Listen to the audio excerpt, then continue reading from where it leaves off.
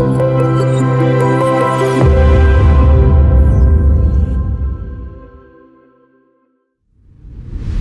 thanks so much for checking us out. Whenever you're watching, wherever you're watching, thanks so much for making us a part of your day. Harvest Church exists so that all people may know Jesus and grow with Him. We would love for you to check us out on the socials, Facebook, Instagram, and YouTube, harvest.247. You can also go to harvest247.org and check us out. And if you want to partner with us financially, we would be honored, and you can find a way to do that there. We are right in the middle, starting to wind down our series on fruit inspectors. And this is one of my favorites. It's faithfulness. So we're going to talk about faithfulness. You know, this is one of those things that American culture oftentimes rejects. It's hard for us to be faithful to things, especially things that bring us out of our comfort zone. So I think this is going to be really, really important for us to grasp and understand.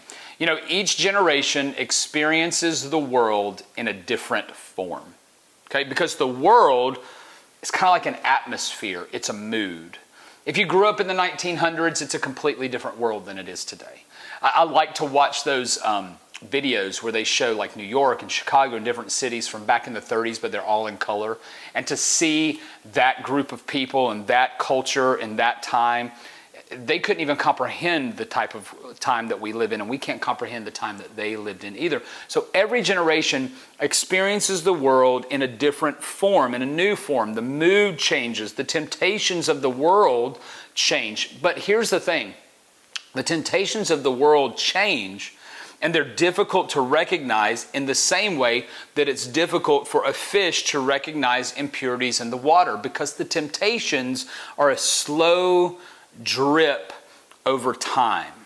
And a lot of the temptations that you and I wrestle with are things that we have known since we've been born.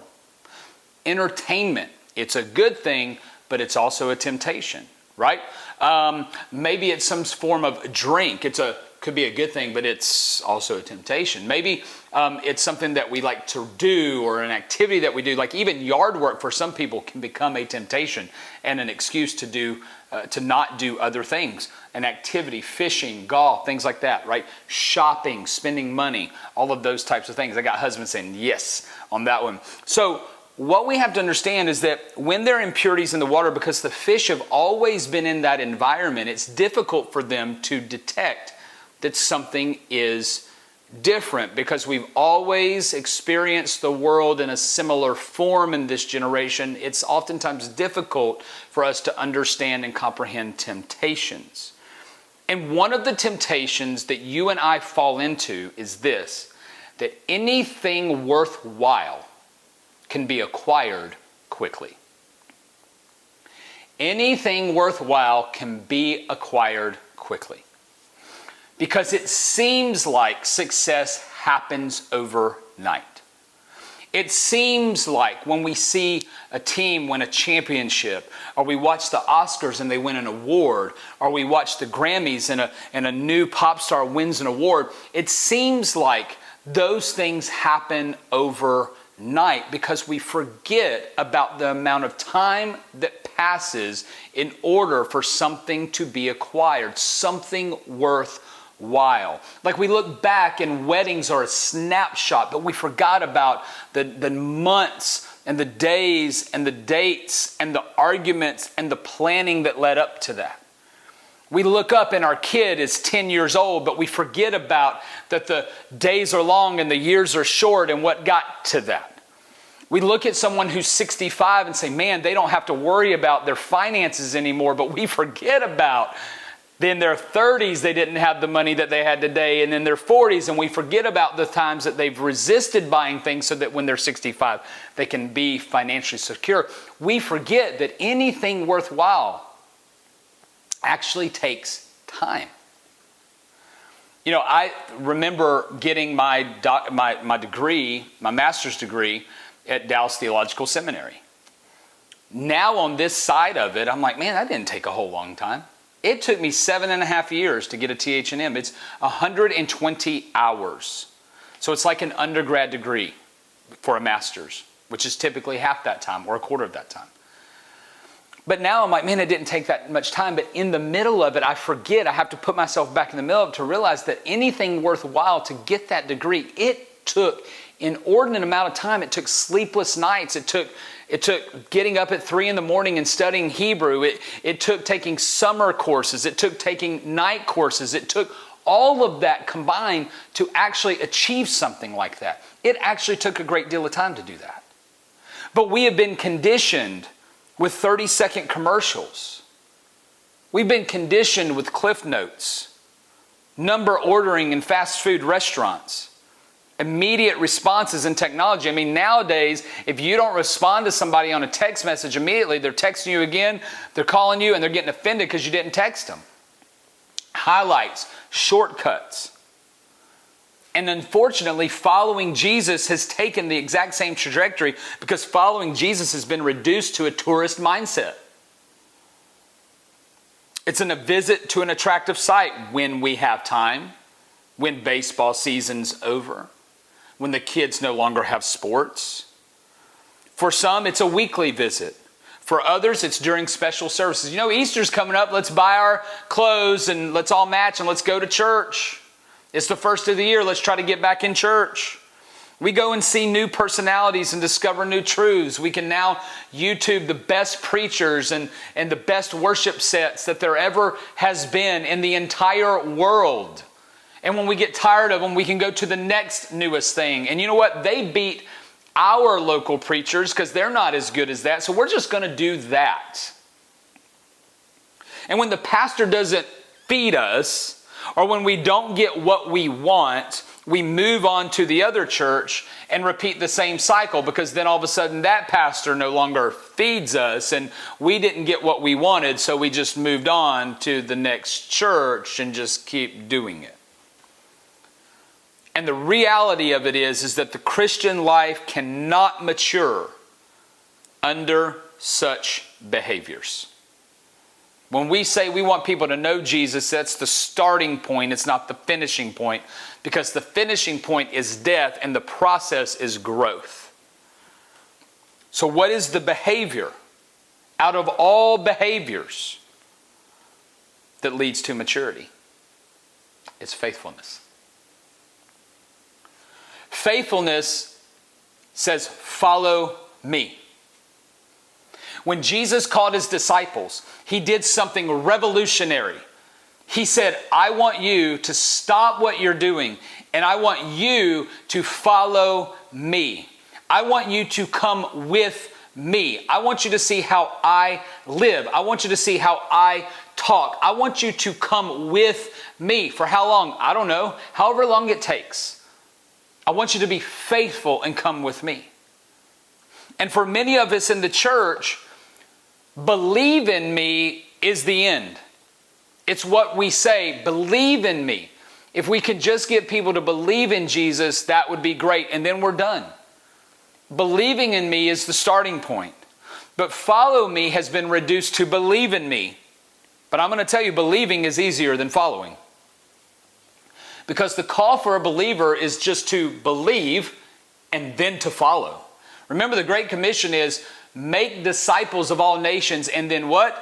Teach them to do all that I have commanded you. There is a level of faithfulness that happens. So let me give you this. Believe in me is much easier than following. Are you ready? Believe in me is a lot safer than follow me. Because I can believe, I know that I'm going to heaven, and now I'm good for the rest of my life. It's far less demanding than follow me. It doesn't require a sacrifice. It doesn't require faithfulness. It requires faith. It doesn't require faithfulness. It's the starting point, but it's not the end point. But here's the difference in follow me. Follow me asks of us action. It is relational. It says, come and be with me. It requires us to be uncomfortable. It requires us to sacrifice. It requires us to take up our cross every single day and say, not my will, Lord, but your will be done. It requires faithfulness. Belief requires faith, but following requires faithfulness. Faithfulness is the greatest It is the greatest behavior to spiritual maturity that I believe you can have. Because in faithfulness, you have to exercise faith. In the following, you have to exercise faith in order to take on the journey. Well, in Luke 16, 1 through 11, there is a story that Jesus tells to his disciples. And I'm just going to summarize this, but it's talking about a manager and it's talking about an owner. And one of the things that we see in this story is that the manager was not a good steward of the owner's or the rich man's possessions. He wasn't. He just wasn't a good steward of it. He wasn't faithful with it. And so what happened is that the rich man, the owner, went to the manager and said, I'm going to fire you. Like, you're going to be gone. You're done. And the owner, or the manager, he began to get a little afraid. And so he's like, I don't want to go. Like, I don't want to go and beg. I can't dig. I can't do manual labor. I'm not going to beg. So what he did is he did this thing with all of the people who owed the owner. He went and he settled their debt for less than what they actually owed.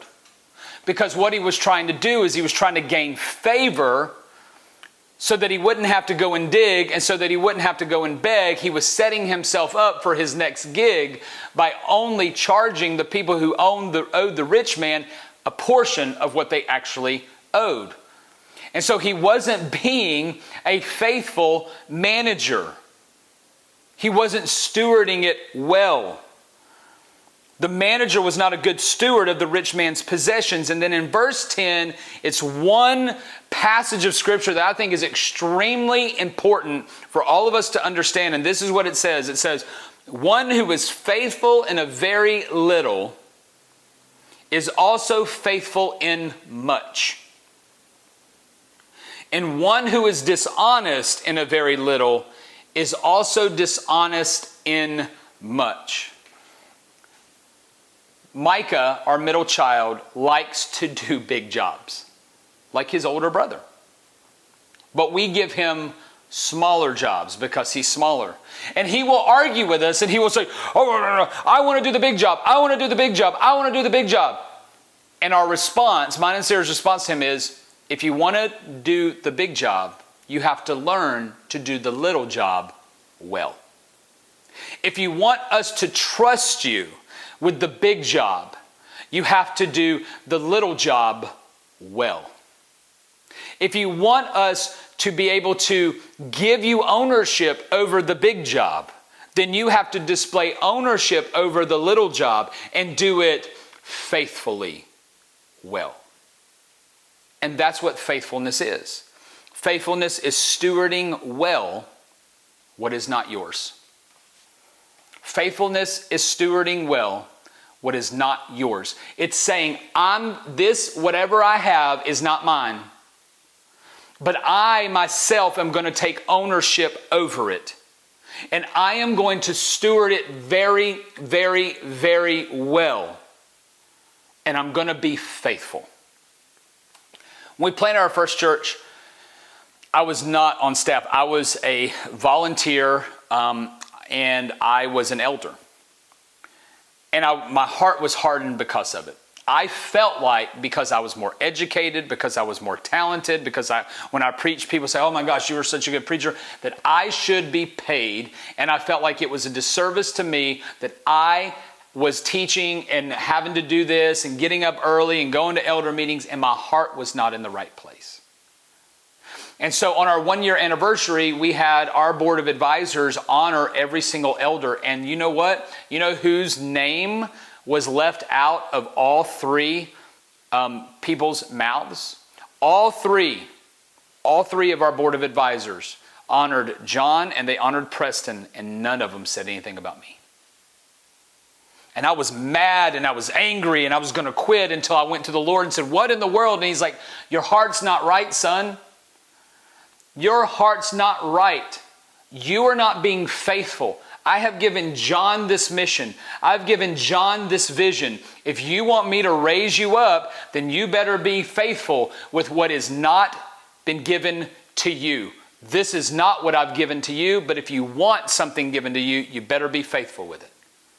So from that moment on, my heart changed. And I began to be willing to serve, and I began to be willing to encourage John on his sermons, and I began willing to do all these other things, lead a community group, disciple guys, get up early, and my heart changed, and I began to say, I'm going to be faithful. I'm going to steward this thing that isn't mine. God's given it to John, but he's given me a responsibility to steward well what isn't mine. And you know what? I did that for about a year, and when my heart changed, John came to me and said, man, you're a really good preacher and teacher. Why don't you become the second preacher and teacher and do that the second most? Help me plan out my sermon series. Hey, why don't we do this? And God began to raise me up and prepare me to move on to be a pastor. Faithful with a little and trusted with much. Faithfulness is stewarding well what is not yours. And God taught me some principles about faithfulness that we see in this story. Stewarding well honors the owner. This parable seems to indicate everything we have is not ours. What we have has been given to us, and therefore we must be faithful with what is given to us. One of the ways to be faithful is to steward what we have well. Therefore, instead of looking at our things as our own, we look at them as God's things, and we are to steward them well. It's like this house. You know, we live in a big house, and we're thankful for that. There's a lot of circumstances that allowed us to get in this house. We never knew when we bought this house what it would be used for. But God has given it to us, and therefore we steward it well. We clean it. We vacuum it. We maintain the yard. We make sure that we clean the baseboards. We make sure that we do things well, and we take care of the house. Why? Because it's not ours. It's God's, and He's given it to us to steward for a period of time, however long that might be. But we have to be faithful, meaning we have to steward what is not ours. Our job is to be faithful with it. We didn't know that when He gave us this house, that this house would be a church planting house. That we would have 50 people in here for core team meetings. That we'd have 40 people in here for Harvest Home Leader meetings. That we would actually record all of our sermons in this kitchen from the time that we planted this church. But it just shows you, we look at this is God's house. It's not ours. It's our job to steward it well. Faithful with a little, entrusted with much. When we're faithfulness is stewarding well what is not ours. It just is. It's just that simple. Faithful with a little and trusted with much, I believe it is an absolute biblical principle. I told you the story about Micah. I'm going to tell you another story in Colorado. When I went to Colorado, the building was just in shambles. The first time I drove up to the church building, there was a wooden table frozen into the ground with 4 hubcaps on top of it. That's the first thing people saw going into the church building. It smelled musty. There were holes in the walls. There was cobwebs everywhere. There was stuff stuffed in closets. And you know what? No surprise to anybody who knows me, we went in there and cleaned it up. Now it made some people real mad because they had to get rid of some of their stuff. They couldn't house their Christmas trees in the attic anymore. They couldn't have the room anymore. Their hubcaps couldn't sit out front of the church anymore. We actually cut the grass, painted walls, freshened it up, made it look better. But people didn't like that. But you know what? It was my job to steward it well. And I remember when we went to build, the church had been trying to build for 20 years, and I spoke with a very good friend of mine, Leo. I would go to his house and have coffee probably once a month, and we'd just sit there and talk for hours. And he was a huge confidant, prayer warrior for me, loved Leo. And he said the first time we went to build, I'd been in the church, he'd been in the church for probably like 25 years. The first time we went to build, we were cooking, and we were in the kitchen. And somebody's like, I need a pan. And he reached up and he said there was grease crusted all over the pan. He said, I knew right then that God would never allow us to build. You know why? Because we weren't being faithful with what He had given us. Guys, I'm telling you, I believe wholeheartedly that God allowed us to build in Colorado and have a brand new building because we took great care of the building He had already given us.